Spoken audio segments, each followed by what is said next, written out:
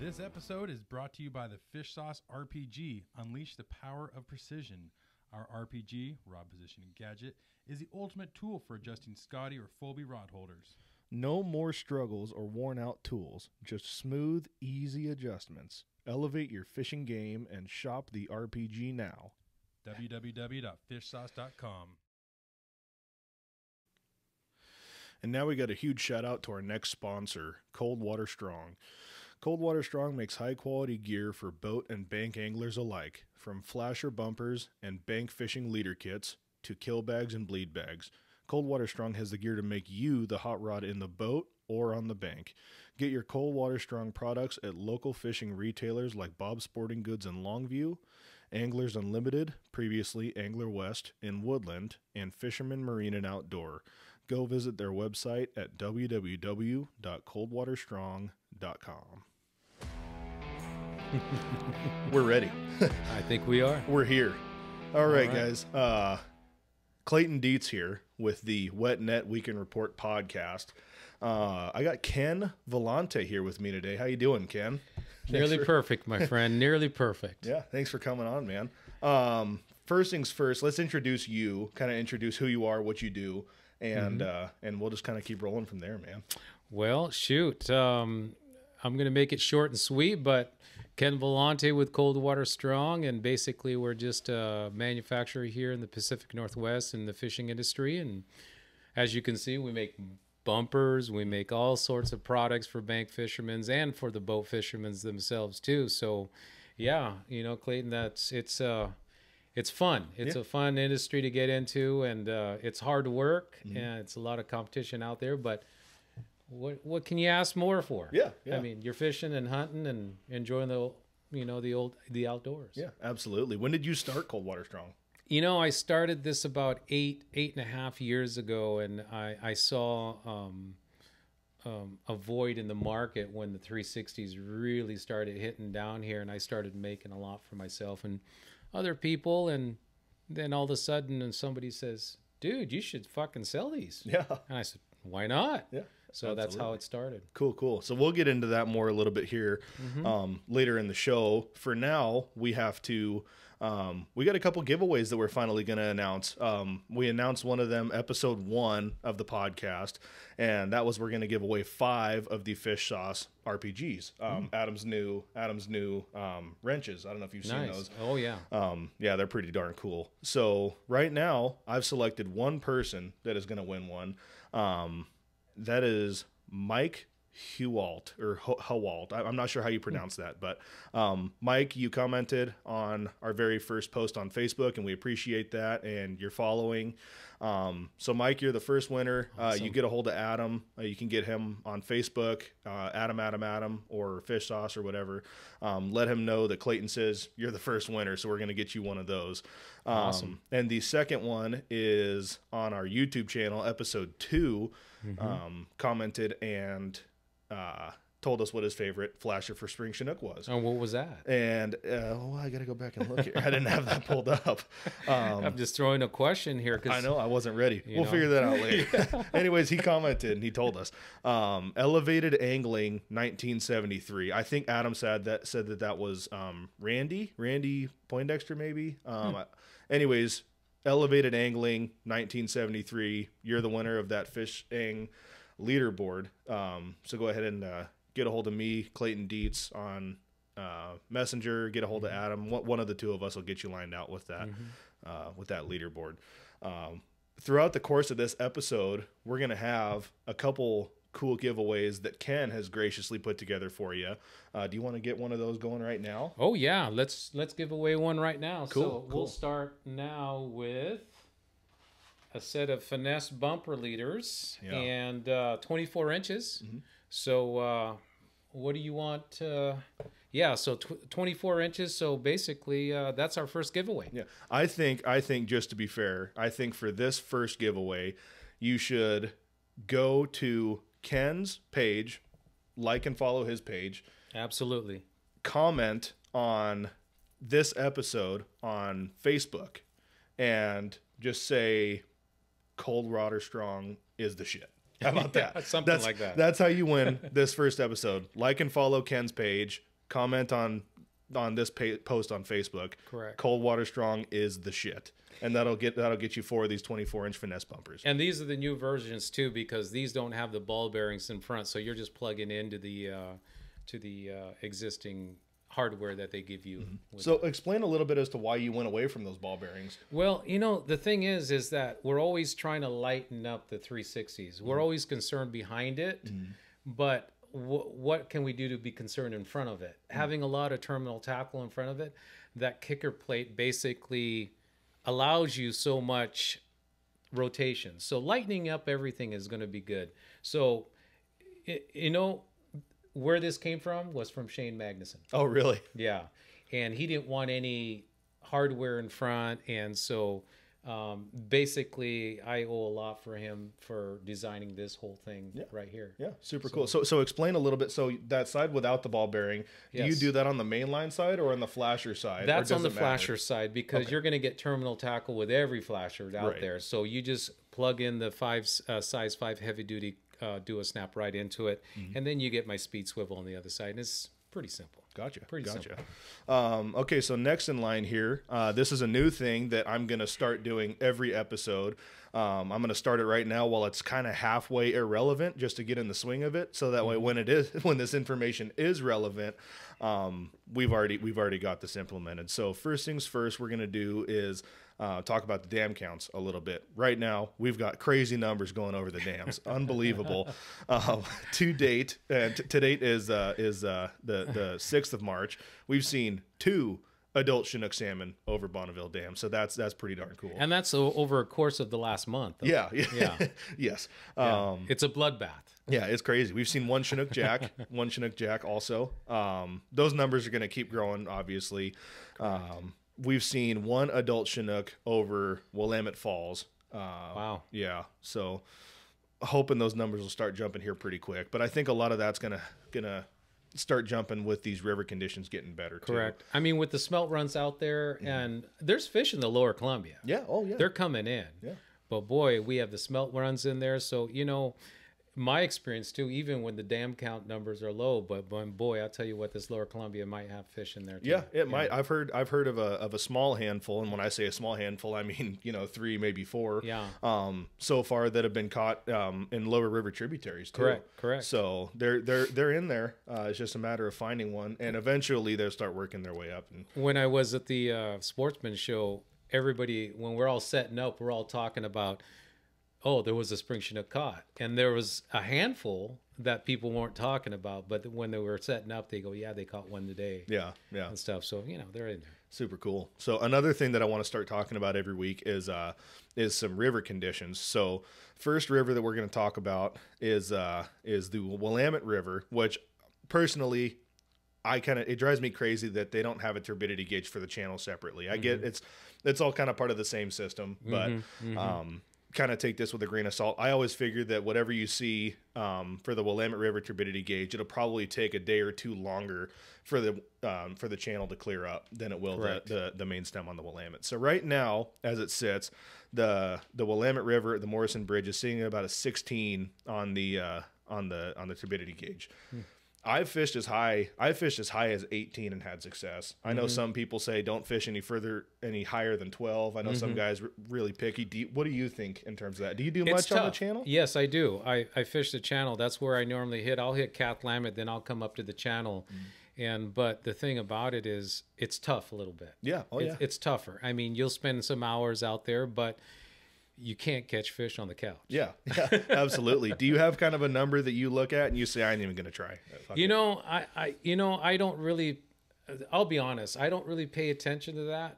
I have my feelers out there. Right. And I have different guides and different, personal guys that go out there and fish. And if I start seeing the catch ratio kind of go up just from word of mouth, I go with that. And so when the turbidity is high, I'll still go out. When the turbidity is great, I'll still go out. Right. Where if it's in between, I'll still go out. So yeah, absolutely. Yeah. I've had a lot of guys tell me that they won't fish any higher than a 12. Jeez. Like I said, I've had 16 and 18 where I've had a fish or 2 in those higher turbidities, and it just comes down to getting out there and putting your time in. Exactly. And I think that's the final element. Yeah, absolutely. Yeah. And there are certain things that people talk about doing in those shittier water conditions that you can kind of do to maybe help your success a little bit. I know some guys talk about using a whole lot of scents. I know some guys on their herring leaders. I've seen some guys use a little piece of that Hypervis tape, Correct. a couple inches up above the Correct. herring.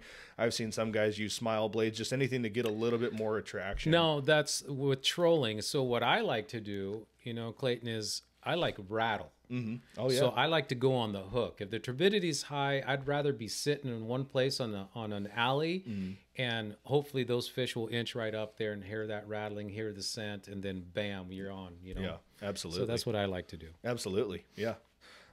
So that's for the Multnomah Channel there. Columbia River. It looks like the Columbia River is sitting at about a 3.5 to 4, and this is in Vancouver on the Columbia River. So the Columbia River is pretty darn clean right now.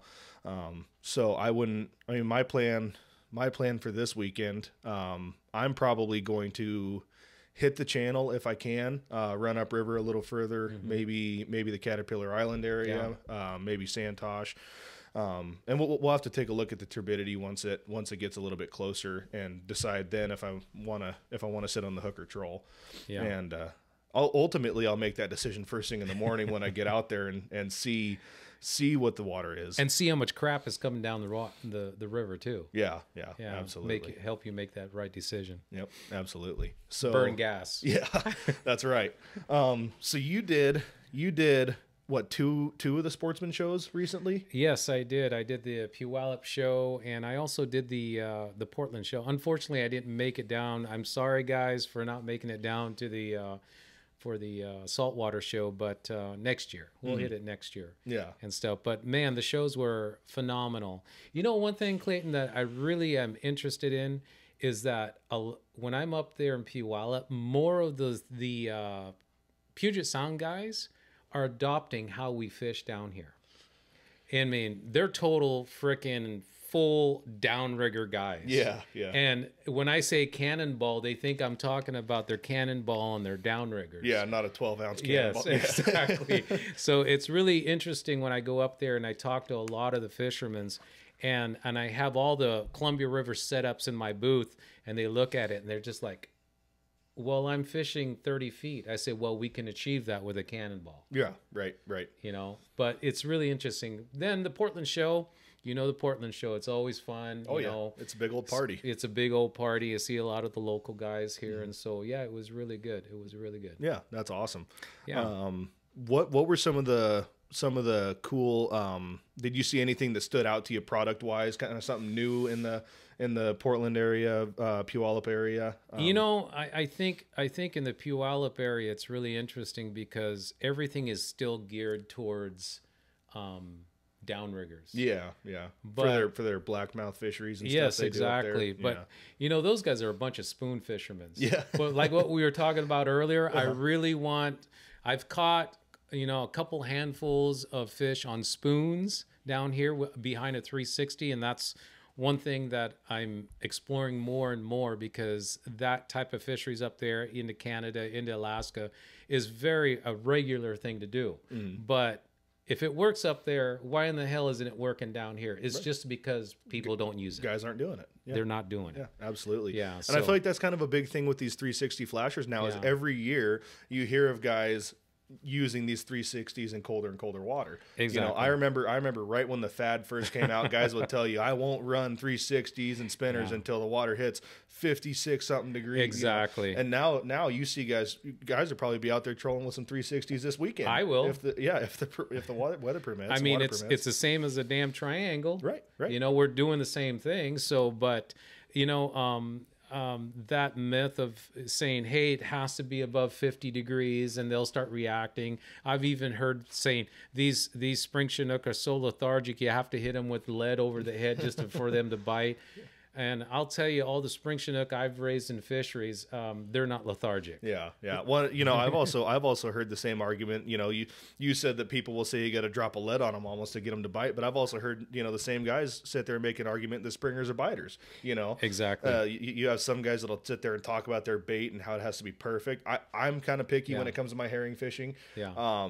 But then I've seen some guys, specific buddies that run some of the ugliest looking week old herring and produce And chow. yeah They will absolutely. chow on it. So Yes. springers or biters, I'm gonna start working some 360s earlier this year and play around, especially when I'm running more rods. Exactly. The more rods that I'm fishing, the more out of my comfort zone I'm willing to go. Yeah, yeah. Well, you know, if we look at a springer, they come in the spring, but they actually spawn towards the fall. The one thing that's keeping them up, that their survival rate when they're getting ready to spawn, is their body fat. So they're still in that feeding mode. Right. Which is why they're such a high quality table fare. Exactly. Yeah. Omega-3s, man. Oh yeah, It's and good they're for your heart. fantastic. Yeah. You know, a couple episodes back, Adam had gotten me a little plate full of steelhead sashimi, and I've never tried sushi before, but that steelhead sashimi was actually really it's good. Good stuff. And I need to try that with some springer this year. Oh I my got gosh, to it's have the Adam best. make me some, because You should learn how to do it yourself. I should. It's But- just slice it nice and thin and put some nice juice on there, and you'll be good to go. Yeah, absolutely. So getting a little a ways from the Sportsman Show recaps here. So we had talked a little earlier in the show about Coldwater Strong and kind of when Coldwater Strong. Why don't we talk a little bit more about yourself personally? Where did you kind of grow up? Where were you born and raised? Where are your roots? Oh, my roots come from the South Pacific Islands of Guam, and we moved here in the late 60s into the 70s. Okay. And I was just a kid, but man, when I was growing up here in Vancouver, everybody in the street, down the street, were meat cutters and fishermen or loggers. And that's what they were. I mean, we were either up in the mountains cutting log or in somebody's boat fishing, and that's where I learned how to fish. And so that extends my history. And so I've been here in Vancouver for damn near over 40 years. Gotcha. Yeah. So was there one kind of specific person that took you under their wing when it comes to fishing, or was there just a bunch of information from a bunch of different people? Like how did that go about? There's a gentleman out, and he used to be a guide. His name is Rick Grazer, and his dad Marv was an exceptional fisherman. So they used to take us out on the boat just as kids, so we can have more rods and have more fish. Right. That's how it goes. That's why I started bringing my kids. While they would be fucking drinking and down in a fifth, where all of us kids be sitting on the floor playing whatever, then we'd have our rods, and the game wardens would come and check. Everybody, but we all had our tags to go. And so as I grew up doing that, man, it just you know, once you get the hook and the fever. And I'm reeling in my own fish as a kid, it's just like it's nonstop from there. You know? I mean, I was 14 years old, and I'm not going to name drop who it was. I was out with two grown men, and they were drinking from the moment that boat hit the water until we were done. And at 14 years old, I had only backed a trailer once, and that was in a field on the farm, and that wasn't going anywhere specific. That was just fucking around with it. But anyways, get back to the fishing story. These guys were fishing from the moment the boat hit the water until we get back to the ramp, and it turns out that the person's truck was too drunk, he couldn't even get out of the boat. And the other person was too drunk, he couldn't get out of the boat. Exactly. So it ends up they had to have me at 14 years old try to learn how to back the trailer down the ramp. Oh my gosh. And that was a mess. I did it, but it didn't take any less than 20 minutes to do it. And I'm proud to say I've kind of gotten a little bit better since then. Well, now you're a trucker, and you know how to back down any damn thing now. Yeah, I mean, log truckers don't back up a lot, but I did some backing when I was doing my low boy stuff. Oh, but, I see. Yeah, absolutely. So yeah, it's been I lived here for quite a long time, and then basically going through education and stuff like that, and got hooked up with Fish and Wildlife here in the state of Washington. Gotcha. WDF. Well, I was with the Department of Game. Then I went to the Department of Wildlife. Then we merged the Department of Fish and Chips. Department of Fish and Chips. That's funny. Where'd you go to school at? Mount Hood Community and a variety of other schools too. But Mount Hood Community, guys, if you young guys, if you want to get into the fisheries, Mount Hood Community has a really good program there. And that the reason why is a lot of the hiring rates for there out of Mount Hood Community is about 99%. Oh, really? That's awesome. Yeah, so it's a 2-year program. Yeah, And that's then, awesome. Then you can work for Fish and Chips. Yeah, yeah. So how long were you in that fisheries industry? 20 years. 20 years. Okay. Yeah, 20 years. Gotcha. And started out as a temporary seasonal career, then permanent, and then I worked my way up to pretty much management in managing different hatcheries and stuff like that. So I raised anadromous fish, a lot of the cold water fish, and then I went into the warm water industry fisheries. So my last 6 years, I ran the Meesburg hatchery over in eastern Washington. So I raised crappie, bluegill, catfish, walleye, all of those. But the state didn't have that technology, so I was sent to Nebraska to learn how to spawn walleye. I was sent to Nebraska to culture catfish and crappie, because that was our future, was the kids, taking the kids out, and that was our future fisheries, and the department at the time saw that. Yeah. So I was really fortunate to actually experience raising all of those warm water species. Yeah, that's awesome. Stuff. So do you think that your 20 years or however long it was with fisheries, having that information, do you think that helped make you a better fisherman? Oh, absolutely, because you learn the anatomy of a fish, you learn their behavioral structures, you learn their migration patterns and what really makes them work, you know. And so I'll tell you what, every time we got adults back, I was the only hatchery worker that was throwing stuff into the pond to see what they would eat. I would even steal, I'm telling you, I took, not steal, but take a little bit of fish food, dip all my corkies into there because they were raised with that fish food. Right. I tried everything, different oils and stuff like that to put in my bait, but making me more aware of is it making me a better fisherman than anybody else? Absolutely not. Yeah. But did it make me aware of where fish are sitting to not respirate? Because respiration rate is like, for instance, tonight, if you're hungry, we're going to cook a pizza afterwards, right? Yeah. That's easy. Yeah. Or I'm going to say, hey, Clayton, why don't you get your ass up to the mountain, kill us a deer, and we'll eat. Yeah. What would you want to do better? I'd take the pizza. You'll take the pizza. Yeah. The same way salmon and wildlife is that they don't want to respirate because they're going to expire a lot of energy that is saved for spawning. And they have that in their minds. So that leads to what you were just talking about turbidity, flows, and everything else. So guys, when the waters are high and it's rolling, where are we fishing? Yeah. Well, in the slack areas. That's right. Yeah. Up Up against the edges. Yes, exactly. So the same thing. So it made me more aware of that. Gotcha. Yeah, that's really cool.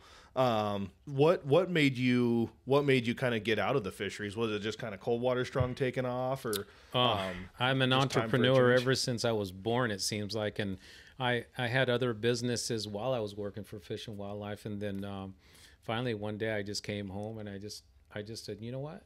I'm going to start my own shit. Yeah, that's right. And I wanted to go, and it was great. The experience is great. I'll never take that away from me. Man, that was a great experience doing all that, raising all the different species that are out there. But at the same time, I'm always, like I said, I've always been an entrepreneur, and I'm thinking not just to make money, but I love what I'm doing. I just don't want to do it to make money. I love what I'm doing. Yeah, absolutely. So I wake up every morning and I'm thinking, okay, what next? Yeah. What mousetrap can I make for you, the next fisherman? That's right. That's right. And you come up with some pretty cool, high quality shit. I try to, and the thing is though, Clayton, if you don't want to fish it in your boat and you're throwing it overboard, then why do I want to even sell it? That's right. I mean, even in my boat, Yeah. If it's junk, then. So I'm always trying to improve, and that's what I try to do, is listen to a lot of my customers and say, hey, this is wrong or this is that, and fix it. Let's fix it. Yeah. Let's make it better. Yeah, it's the same thing. It's the same thing kind of with this podcast. Even this is something that is brand new to me and is brand new to my buddy Adam that I work with, and trying to just. The biggest thing is just trying to get some kind of following and some kind of interaction so that we can know what people want to hear, what people want to see, and that'll just help make this thing better for everybody. Absolutely. And everybody has their own cup of tea. Some guys don't like the swearing. That's fine. I want to be genuine. I want to be myself. I want to be raw and me too. I'm like a drunk sailor. That's right. That's right. I'm not saying I want to sit here and be gross. I don't want to be disrespectful, but I want to be myself. I want to say fuck. Yeah. And it rolls off the tongue. Same here. I feel like it makes a conversation 100 times more fun if you're not worried about getting canceled every time you drop an F-bomb. Exactly. Exactly. So kind of getting back on track here. With the podcast, that's where we're trying to grow this thing and get feedback from people. That way we know where to move forward. And I think you coming around and interviewing me and this and that, well, not just interviewing, we're sitting there and having a great conversation that, if we can educate, we'll educate. Yeah. If we can give some information, we can give some information. And I always believe the more you're an educator, the more people are going to be apt to, following. Right. And one thing is I try really hard to be a humble person. I want eventually to start putting out videos of things that I do personally. Correct. But you kind of run into a mental block with wanting to do some stuff like that because a lot of people are going to look at a video that gets shared out there and they're going to say, "Who the fuck is Clayton Dietz?" Exactly. Nobody knows a small person like that. So eventually I'd like to start working in towards stuff like that. But you gotta get people to know you. And it seems like you've done a pretty darn good job of that. Well, I was thinking about getting into porn, but it didn't work out. It didn't work. No, it didn't work out. So fishing videos was the second best I can do. Yeah, you gotta dangle your worm somewhere, Oh man.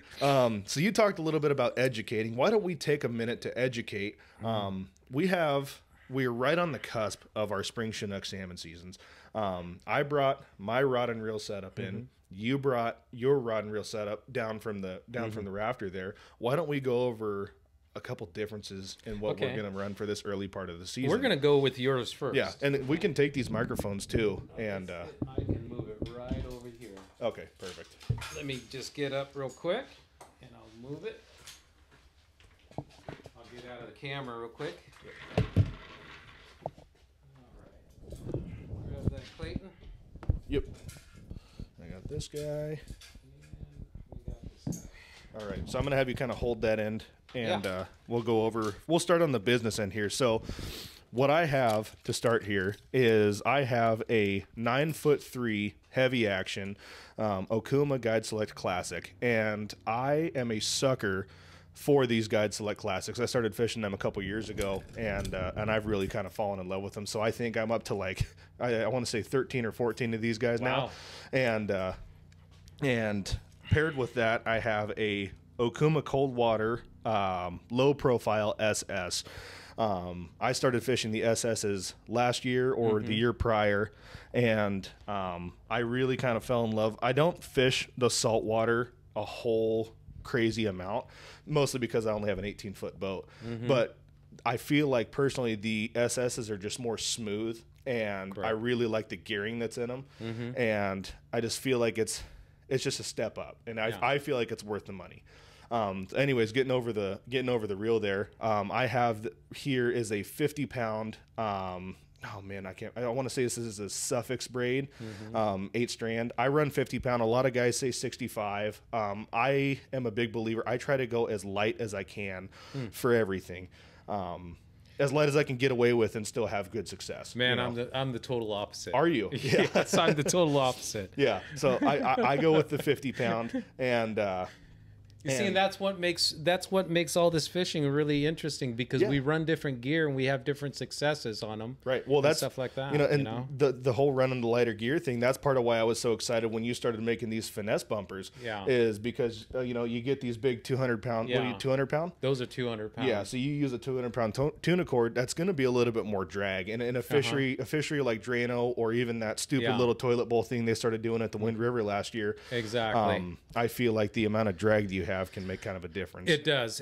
But the 200-pound has its purpose. The Oh, ocean, absolutely. buoy 10, the main stem of the Columbia when you have tidal influence, right? Yeah. Tidal influence.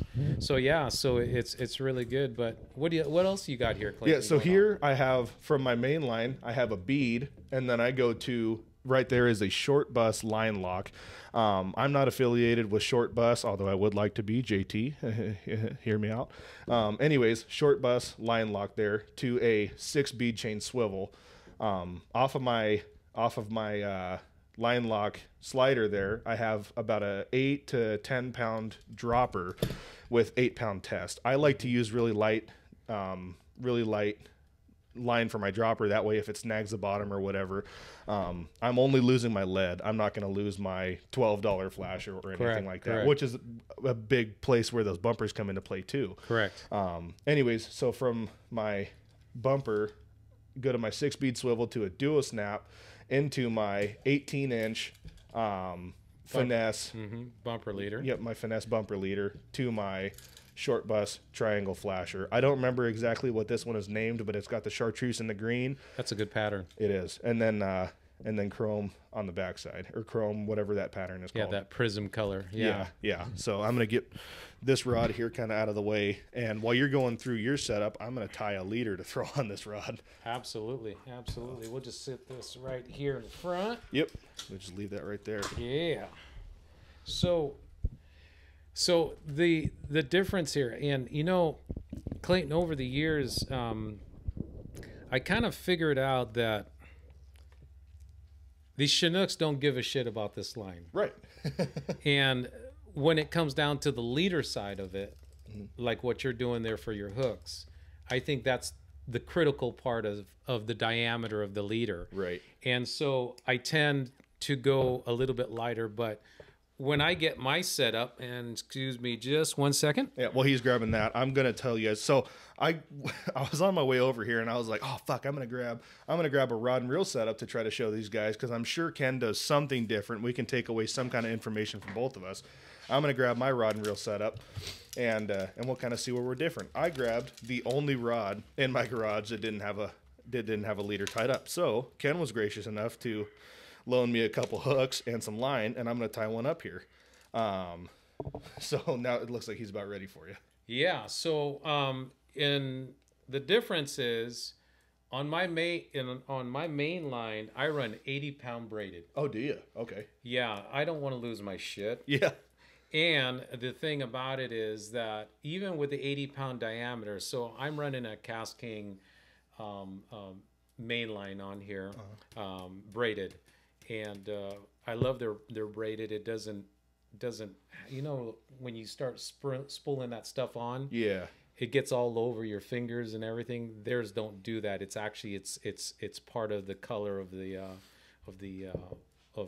material. Right. But I'm getting all tangled up here, Clayton. Just a second here. Yeah, and another theory, just kind of back to that main line. I'm going to use you as a brace. That's fine. You can use me and abuse me.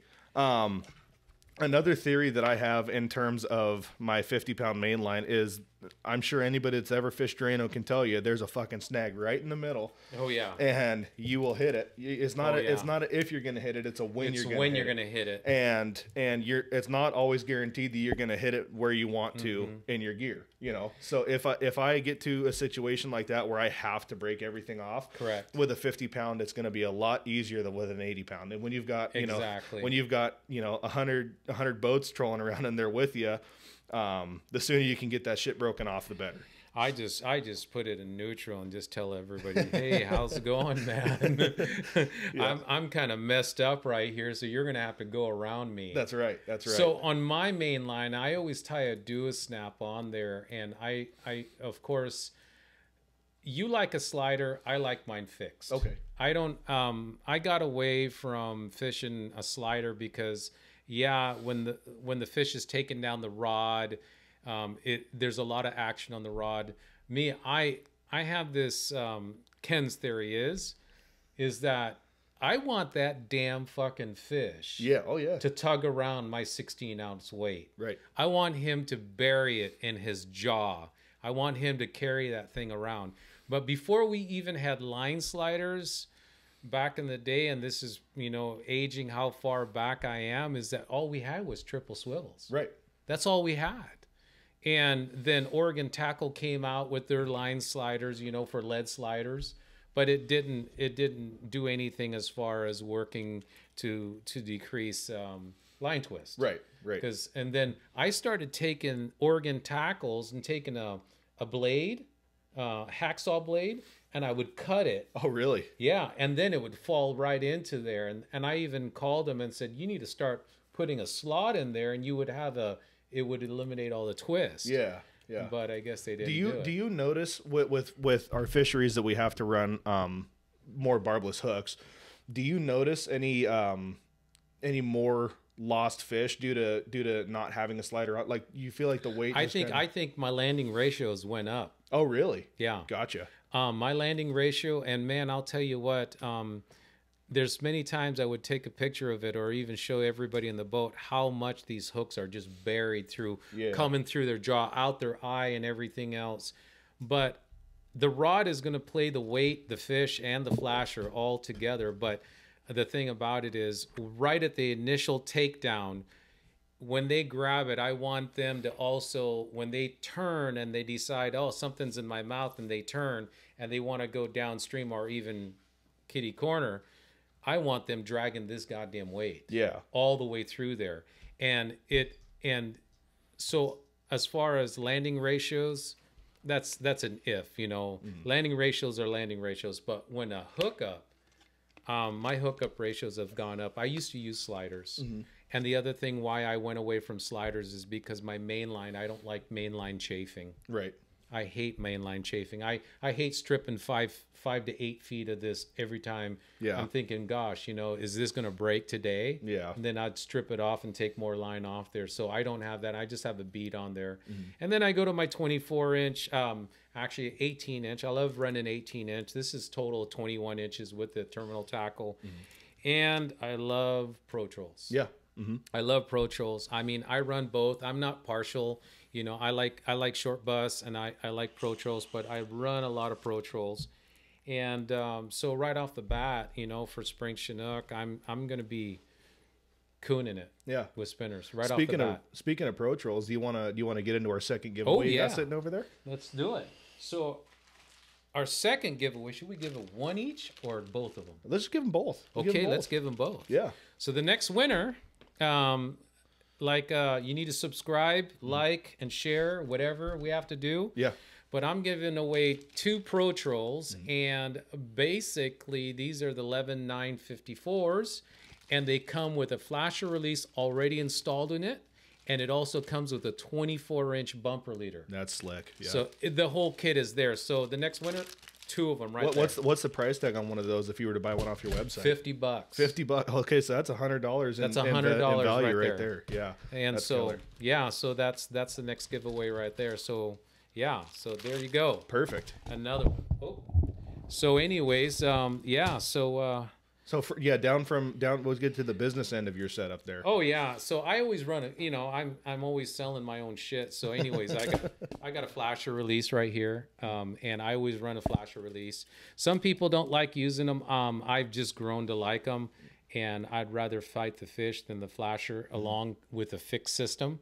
You know what I mean? Yeah. So I like that. One of the biggest things when I started designing this and introducing that, they go, well, you're going to get your lead stuck in the net. Well, I'll tell you, from here all the way down to my spinner is quite a ways. Right. And I say you better hire a new netter. Yeah. Or take your time. Yeah, absolutely. Take your time. And, you know, keep that line tight on them and take your time. They're going to tire out. Yeah. I know myself personally, when I get into fishing 360s, assuming I'm, you know, not fishing in the channel or something like that, or even this might be something I have to adjust fishing 360s in the spring where you're really hugging the bottom. Correct. A lot of times I don't even run a dropper. I'll just run my lead straight to that line lock there. And I'll tell you what, there's a lot said to that. When I grew up fishing here in the Northwest, a lot of the old timers goes, God damn it, Ken, touch that bottom and crank it up 1.5 to 2 and let it sit there. And when you feel that thing tick, tick, tick, you give it a half a crank. Yeah. Guys, with all the electronics that's out there, I mean, we can see fish. I even have Panoptics on my boat. Oh, do you? Yeah, and I trust my electronics more than I trust the bottom. Yeah. and besides that, there's so much crap on the bottom anymore. I hate losing stuff. So, you know, I was just talking with Jody Smith down there, and Jody Smith is a great guide down in Southern Oregon. He lives in Elkton, Oregon. And we were talking, and he just gave a seminar at the show. And I asked him, I said, hey, do you want any more dropper lines? He goes, I don't fish the bottoms no more, Ken. I mean, he's been guiding for over 30 years. And I said, why is that, Jody? What changed your mind to not fish the bottom? He goes, I'm hooking more fish, he says, being suspended than I am traditionally for the last 20-some years touching bottom with 6 rods in his boat as a guide. Yeah, that makes sense. Yeah, and then that, you know, we're probably going to get into the other subject about temperature and 360s and spinners and stuff like that too. So with dealing with water temperature, but that's the thing about it. So my last setup is I'm running this new casting line that you have there. This stuff is slick. They call it tri-polymer. Yeah. And actually, this is the first that I've even heard of it, was here in Ken's garage, and it is super cool. They advertise it's not fluorocarbon, it's not monofilament, it's the best of both worlds. And let me tell you, just tying this leader that I did right here, you notice how slick it was? It's slick, and it's nice because when I was pulling my hooks tight, usually I'd get a little bit of warping here. Correct. Nothing, dude. I mean, it is nothing. And it's so pliable, and you can crunch it up, and it still just lays really nice. Yeah. You know, so this is a new product for them, and so they gave me a ton of it to use and promote, and I'm interested. Oh, but let me get back to this. I mean, this is probably my favorite colors. Yeah. That candy antifreeze blade with the that was a good one on Drano for me last year. I use a lot of chartreuse beads, and I set mine up pretty close. Look at that! I even put a damn frickin' bead in between there. Yeah, what's that for? Out of curiosity, just a little extra attraction. Yes, just a little extra attraction. And I just started doing this about 7 years ago, and I haven't stopped. And every time I take people out fishing, they go, "Oh, that's really interesting." Then we catch a fish, and then they say, "Oh, maybe it's that bead." I said, "No, it's not that bead. It's not that bead. Yeah. You know, it's something else. It's called." Male crawdad urine scent. That's right. That's a new one that a Procure should start working on. Exactly. Male crawdad urine scent. That's the best scent you'll ever find out there. Yeah, absolutely. So back to my setup here now that I got my shit in order. So my short bus flasher, I've never really done a whole lot with the oh man, I'm drawing a blank here. What's the other brand of that? Pro-Troll. No, the triangles. Yakima bait. Yakima bait, yes. I personally haven't done a lot with the Yakima bait triangles. I don't see a lot of reason that they're not going to be perfectly effective. I know some guys love them. I haven't done a lot with them. I've been a short bus guy pretty much as long as I've been fishing. So, anyways, I've got 6 feet of this 30-pound tri-polymer to my herring setup. Now here in my garage, in my tackle bag, I run usually a 5/0 owner herring hook. Yeah. And then I'll go to a 3/0 at the bottom. Some guys are going to tell you a bunch of different shit. Some guys are going to tell you 3/0 and 3/0. Some guys are going to tell you 4/0 and 3/0. Myself personally, I love going 5/0 and 3/0 because I've noticed the bigger gauge in the 5/0 doesn't throw off the spin as much as you would think. Correct. And I like having that bigger hook because I feel like it just makes it that much easier for me to get my bite through the herring to make it spin. So that's my personal opinion on it. I like the bigger 5/0 top hook, and I like the 3/0 for the trailer. Yeah. So I run 5 and 4s. Oh, okay. Yeah. Well, you know, I was fishing once and with this guy and out in the ocean, and I was looking at his hooks, and then I said, "Man, he's running 6/0." Oh man. And I said, "Why are you running 6/0?" He goes, "Have you seen the size of them damn fish's mouth?" He goes, "I'm out here, Ken, to catch you a fish, not to play with them." That's right. You know, and I'll tell you what, I use a lot of 5/0s. I use a lot of 5/0s, and but the hooks I use, because if you look at the different styles of hooks, I like wide gaps. Right. I always fish wide gaps. Yeah. Like the herring hook is a wide gap. Yes. And these are finesse wide gaps. So with the finesse wide gaps, the wire is a little bit thinner. Yeah. But that's why I stick with the 5 and the 4s. Right. Yeah, because the wide gap is going to be a thinner gauge wire anyways Exactly. than, say, for example, a big river bait. Correct. Or Correct. even an octopus. Lighter. Yeah. Yeah, so you get a lot of action back there if you're using spinners. But even if you're using herring, it goes in and it's hidden really well. Yeah, absolutely. And I guess I kind of skipped over it. I do a 4-finger spacing for a green label cut plug. I like to have that back hook trailing back behind the tail. Correct. So that's just personal preference. Some guys will tell you 3. Some guys will tell you, longer is better. There's a some lot guys of are going to tell recipes. you run 3 hooks. Yeah. I've tried toying around with 3 hooks in the past. Personally, I haven't noticed a huge difference, but who am I? I'm a guy.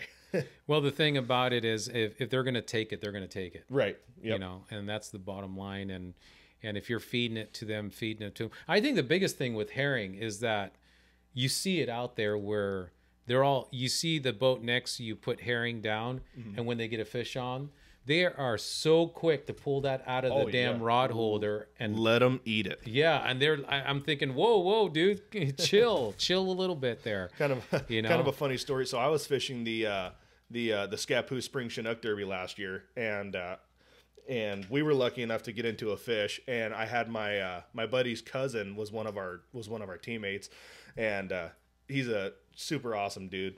And anyways, we got into that fish and rod starts going down and I see him go to reach for it.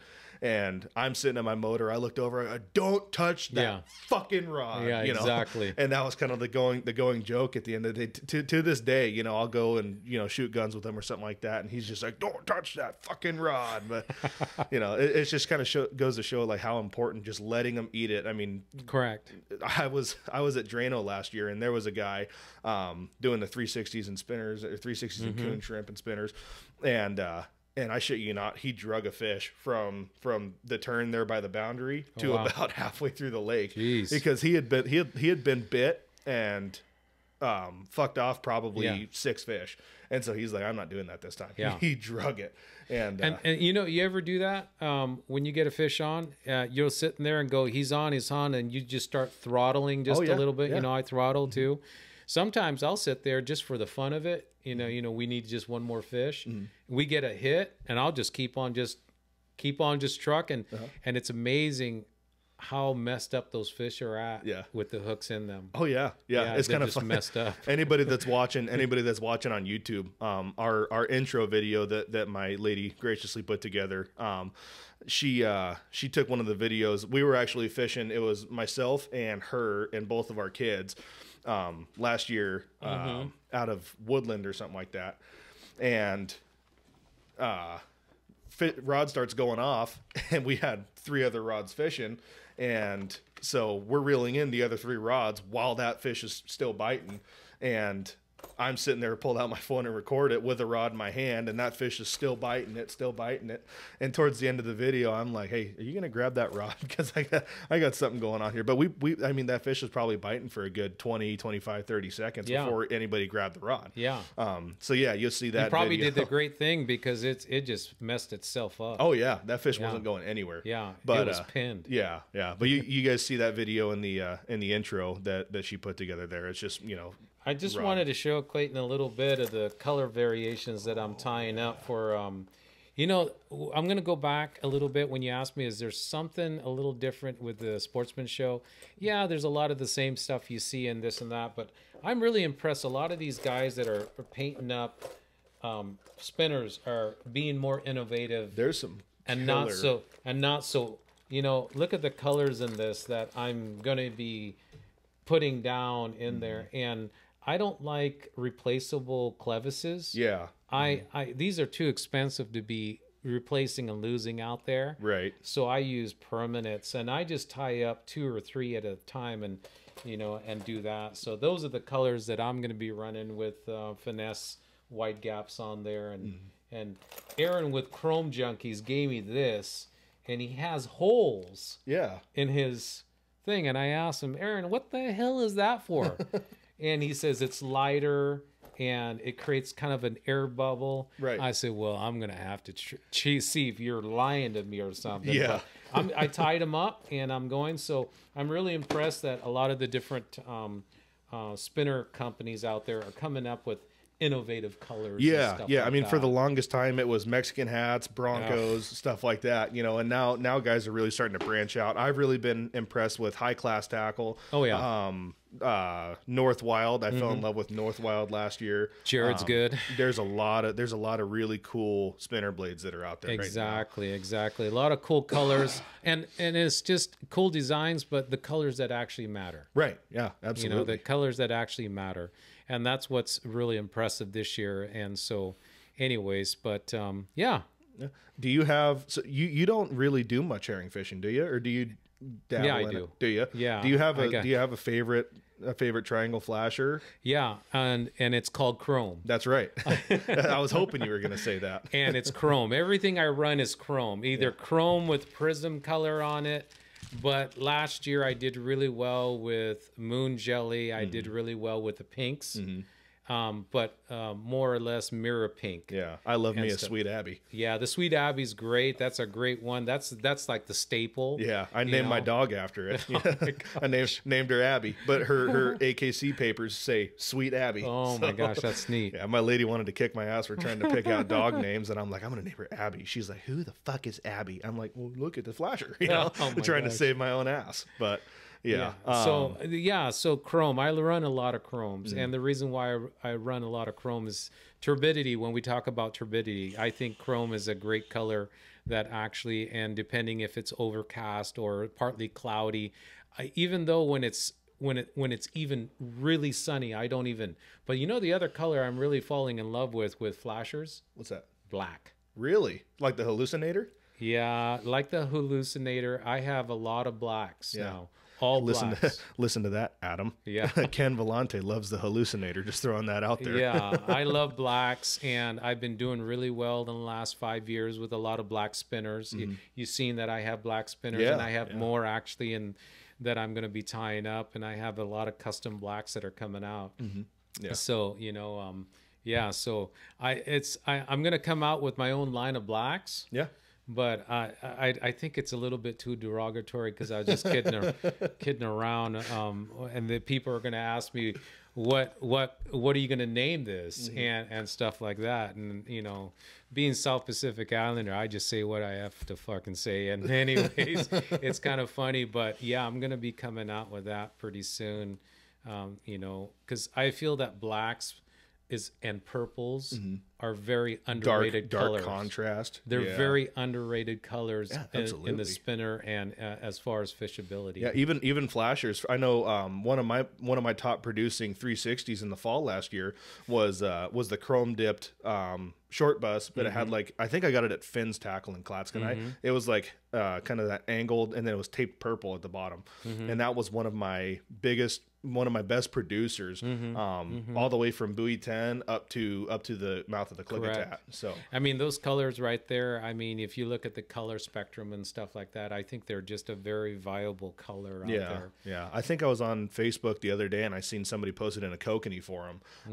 one of those color spectrum deals, and it was kind of interesting. I guess I should have thought back to 8th grade science when we were talking about all that. Correct. It makes you a better fisherman. Yeah. Oh, absolutely. It makes you a better fisherman when you can study those, things like that, and looking at what the forecast is and determining in your box, okay, this is going to be something that I want. But then again, you can throw that all out and just fish naked and still catch fish. Right. And that's the other thing, because when you come into the hole and you have every freaking hole out there, asshole, running the same shit, right? The fish is going to see the same stuff, and what's going to set you apart from the others? Because the fish is there, right. And that's what I'm always thinking is, what am I going to do right now that's going to set me apart from everybody else? If it's scent, if it's color, if it's any presentation and stuff like that. So that's what I'm always constantly thinking out there. And people say, you think way too damn much out here. No, because we spend a lot of money and time out there fishing, and it's almost like a mad scientist. Yeah, well, it's like Keith Archer with the ultimate egg cure, ultimate shrimp cure. Shout out to Keith. Yes.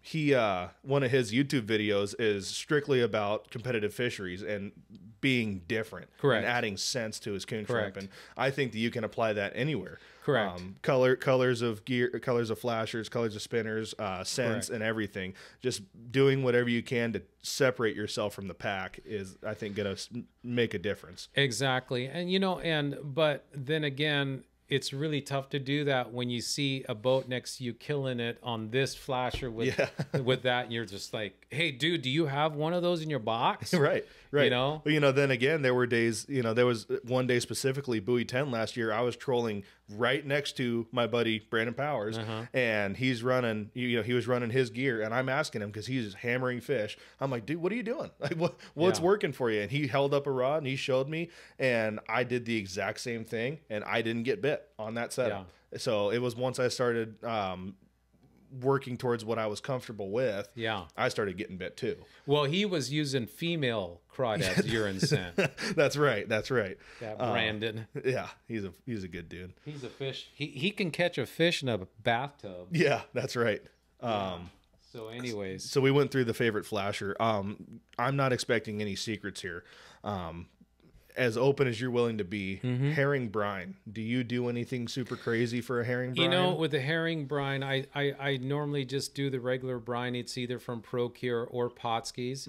But again, put a couple drops of anise in there, all the usual things. But it's really tough. Herring is really tough to fish because you got to be on it all the time. Right. You got to be on it all the time. But over the years, I've kind of gone away from herring. I still do have in my other freezer there, I got about 9 flats in there. But with herring, I go as small as possible. Okay, gotcha. So you like the reds and the orange labels? Absolutely. Gotcha. I don't like a big presentation. I just feel that, looking at a consumption rate of salmon over the years, right? The prey predator size that that they eat. I like smaller stuff. I like smaller presentations. So, and I don't cut plug mine. Okay. I do whole. Okay. Yeah. And they just run better and they last longer. And if you're, if I'm not paying attention and it's skipping along the bottom, you pick it up and it's like, damn, this is still working good. Yeah. My big philosophy with herring is I like to do what I can to try to match the hatch. Yeah. So right now we're in, middle of March, almost early March, middle of March. There's a metric fuck ton of smelt in the river. If I were to go out and fish tomorrow, I would want to try to find the smeltiest looking herring I could find. Correct. In terms of size. Correct. Unless you're Buzz Ramsey, because I heard he did this last year. I've never personally tried. It'd be tough to try to cut plug a smelt and get it to fish. That's tough. But I love running green labels, and the thing that I do like about green labels is if I want to run a little firecracker bait, I'll just cut plug it smaller. Yeah. But everybody's got personal preferences. I've tried doing the green labels. I've tried doing the red labels. I've tried doing the orange labels. Red labels have been good for me. Orange labels, that 3 years ago or something like that. We had a really hard time getting green labels. Orange labels were a little tougher, but I started getting fish on anchovies. Yeah. I was doing anchovies. Oh. Yeah, that's the other one. Yeah, and I did a lot better on anchovies than I ever did on orange label herring. But with anchovies, I really love running the cripple anchovy helmet. Absolutely. It's much easier. It's a tougher. Your bait's gonna last longer, and I inject mine too. Do you? Okay. I do a lot of injecting, and so I have a series of needles in there that I'm always injecting those in the cavity area of the gut of the fish. And so those will only put out so much scent after it's been running for a while. So I'm always picking up and always re-injecting. Yeah, absolutely. Stuff like that. So anchovies, yes. Yeah. If you were to have a first-time fisherman come up to you at the boat ramp and say, I need one piece of advice that's going to help me catch more fish, catch more springers. Yeah. Spring Chinook specific. The first thing I would tell them for spring Chinook is, do you have time to fish with me right now? And, I tell you something, Clayton, I've probably picked up 7 handfuls of hitchhikers right at the boat ramp. Yeah.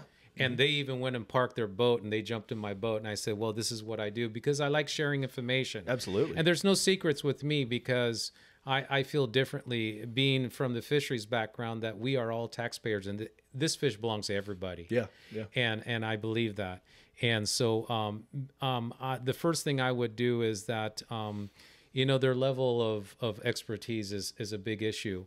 So if they can't get herring down, I will steer them towards coon shrimp and spinners. Right. Things are still going to be productive, Yes. but not take as much time to figure out. Correct. The sooner you can go out and start catching fish, Yeah. the more you're going to be willing to stick with it. I Yeah. can't tell you how many guys I talk to that are like, oh man, I'd love to get into fishing, but I can't do it. I can't figure it out. Well, for one, you got to put in time. For Yeah. two, there are some techniques that are going to be easier to figure out than others. Correct. And the techniques for that, and you're saying, there's so many variables to catching fish, especially springers, out of all of them, And I think that when a first time person that's watching this and trying to get all the information of what we're doing in our rig ups and stuff like that, that is just about the 10th of what we do. Yeah, absolutely. To make the whole equation come together.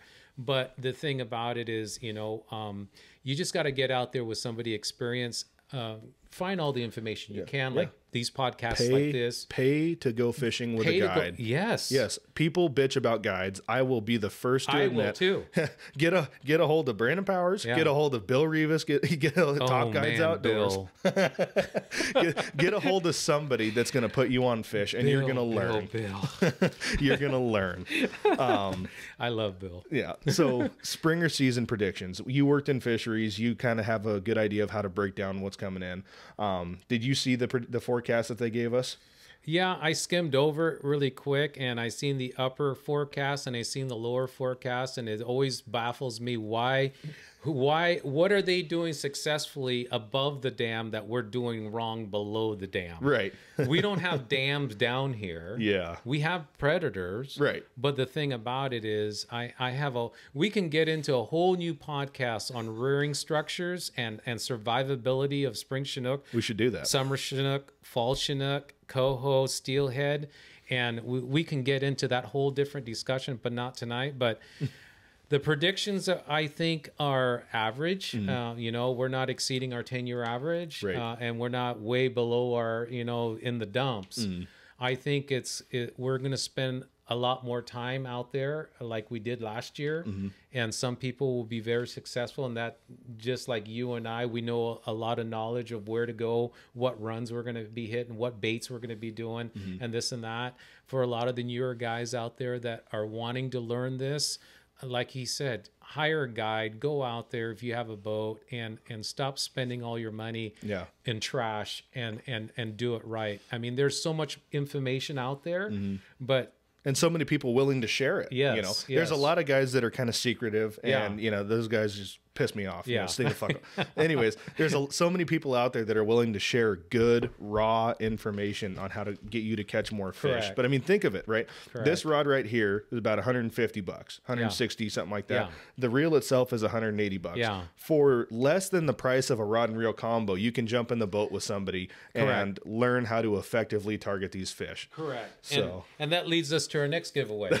That's right. Spend money. Because we want you to be successful. So the next giveaway, now he runs an 18-inch, but for you new guys and even experienced guys, I like running a 12-inch with my triangles. Right. Because after you hook the fish, the moment of truth is right on the side of the boat when you don't have all that shit laying way out there. Yeah. Well, and also you're running a 9.5 foot, 10-foot rod, and you got somebody who doesn't fish all the time trying to lift on it. Exactly. You got a good chance of breaking rods. So there is 4 for you guys that just got your boat and you want, or an experienced person, and these are the anti-mainline twists. Your mainline goes there. You can put a dropper line on here. I'll even throw in a couple packages so you have 12-inch droppers off this. And it's short. And you just hook it onto there just like his setup right there. So that's the next one right there, guys. Yeah, perfect. Okay. Awesome. And for these giveaways, it's probably going to be a deal where, comment, share, and we'll probably just pick a couple different winners. We'll probably throw them into one of those random name draw deals and make it fair for everybody. We'll probably just Yeah. run it all off the same Yeah, how to so win. we're talking about a lot of information here for spring lot of Chinook, information. But whatever we can do, give me a call, give Clayton a call. But Mm-hmm. I'm willing to share information. A lot of guys will come up to me in the boat, and I'll even give them my whole. I'll even grab their rod, take my scissors, cut off, and retie their whole shit. Right. And then give them everything so that they could be successful. And I've had a lot of people call me up and go, like 25 minutes later after I left the boat ramp heading home, and they said, Ken, thank you very much. We just limit out. Well, shit, we had that at Bonneville this year. We ran into you at the boat ramp, myself and Adam did. Yeah. And I come to you straight, you had just put your boat in the water, and I was hollering over at you waiting for Adam. I'm like, hey, I've never fished here before. What works for you? And when you know it, we killed 2 fish using what you had told us. So Yeah, exactly. It worked out super awesome. And I enjoy that more than anything else, and sharing information. A lot of guys come up to me in the side of the boat and go, Ken, what are you doing? What's your recipe? And I said, hey guys, and the thing about spring Chinook too that I've been doing a lot more is a slower presentation. So my speeds anymore, like on down below Bonneville, we're going with the current. So you're up there at 1.5 to 2 miles an hour, right, with the current. But when you're up there and you're doing any upstream trolls, even at Wind River or even at Drain Lake, man, my presentation has really slowed down. So with that said, being more technical, we need to be lighter. We need to be lighter on this side and having everything work to its full performance, because my speeds now are 0.5 to 0.7. Right. You know what I mean? Slower presentation. So that's another key factor. Key in on that. Slower presentations and keeping your trusting your electronics and finding fish and putting it in front of their faces. Yeah, absolutely. So once we're starting to get towards the tail end of this podcast here, we'll kind of go into my weekend plans. You don't have any weekend plans, right? You're not going to go fishing this weekend? I have everything ready for my boat, but I got some boat work to do and this and that, and just do a little bit of resting. It's that time of year to start doing some boat work. Exactly. My weekend plans, if the river conditions are good enough, I'm hoping to do some kokanee fishing. There you go. Sweet deal. These are awesome. Are these little gang trolls? Yes, and so we've been using that for about 25 years, and I give away so many at the boat ramp. Yeah, these and are they slick. go, dude, what are you killing the fish with? And so each one of these come with a line lock, and then you would just put your your 6-inch right off the back. Yeah, there. so you use this in the place of a Dodger, correct? Exactly. Okay, I mean, gotcha. the Dodgers are great, but I'll tell you something. We don't use downriggers. We just use lead. So it comes with a line lock. Gotcha. Oh, and I wanted to say too, all of my leaders in the future now are going to come with a line lock. Oh, gotcha. Super Every cool. single one is going to have a line lock. That's awesome. So you're not going to have to look for a second part. Right. That's awesome. And that's what I'm doing. So you're giving these away too. Cool. That's awesome. a pair. Yeah, we'll throw those into the giveaway. My weekend plans, depending on river conditions, I'm probably gonna either spend some time in the Multnomah Channel. Nice. I might spend some time on the Columbia. I might even go steelhead fishing. Right now, it's Wednesday. I don't exactly know what I'm gonna do. I'm really hoping to spend some time on the channel. Yeah. Rolling some herring. So we'll kind of see It'll be how fun. that goes. Yeah, it will be fun. And that anticipation of that first springer. Yeah, absolutely. It kills you. Gosh. And then you never know when it's going to happen. And then it's like after that, it's like, okay, yeah, we're done with that. I was lucky enough. I got my first one March 5th last year, so it it happened nice and quick. So that anxiety kind of went down. Yeah. So we'll kind of recap the episode here. We talked a little bit. We introduced Ken. We announced a couple of our giveaways. So Elevated Angling 1973, you won the fish sauce. I'm sorry, not the fish sauce, the fish ang leaderboard. Mike Hewalt won the fish sauce RPG. Talked a little bit about river conditions, and that's something that we're going to continue doing. Talked a little bit about sportsman shows, Coldwater Strong, where Coldwater Strong came from. And then we talked some Springer stuff. I mean, Ken gave out a lot of really cool information. So towards the end of this here, you got one more giveaway. So this is one of these cool bleed bags. So explain a little bit about that. Well, the last version, I didn't have this solid back. Right. Now it's going to sit on your boat, and when you do fill it up, it stays open. Okay, gotcha. And so you can actually, one guy calls me up and goes, I don't think that bag's big enough. I said, why? He goes, I catch fish in the high 30s into the 40s. And I said, I want to fish where you're fishing. That's right. Because I don't catch those ones. But yeah, that's another bleed bag. Cool. So cool. you can get rid of your bucket, and Awesome. I set it up on your rod holders. Yeah. And stuff like Super that. cool. So, whoa. And so anyways, yeah. Yep, Ken's got everybody lined out with some super cool giveaways. So if you're listening to this episode, like the page, follow the page, comment and share, and go to Ken's page. Do the same thing. Tell everybody where they can find you, and on social media. On social media, I'm posted on TikTok. All of the social medias, I'm out there at Coldwater Strong, and also any of these products are available at coldwaterstrong.com, and their local retailers, Bob's, Fisherman's and stuff. And I'm growing more and more and more across the Pacific Northwest, even into the Great Lakes. Oh, really? That's awesome. That's super I'm cool. shipping a lot to the Great Lakes. Yeah, awesome. Yeah, and Chile. Really? That's what they do down there. They fish the same way we do. Really? That's awesome. In Chile. So a lot of people from Florida and Texas fly to Chile, and I ship them a lot of stuff, and then they go down there and they do the same thing. Really? That's awesome. That's great to know. Yeah. So awesome. Well, there's another episode in the wraps for you guys. Ken Vilante with Coldwater Strong. It's been a pleasure, man. Thank you for jumping on. Yeah, we'll do it. We'll do it again later on, and we'll get into we'll more get another one, and we'll do more technical stuff Yeah. towards the summer fisheries. Yeah, absolutely. Because I like to teach people about summer fisheries. Yeah, absolutely. Those are some hogs. Yeah, oh yeah.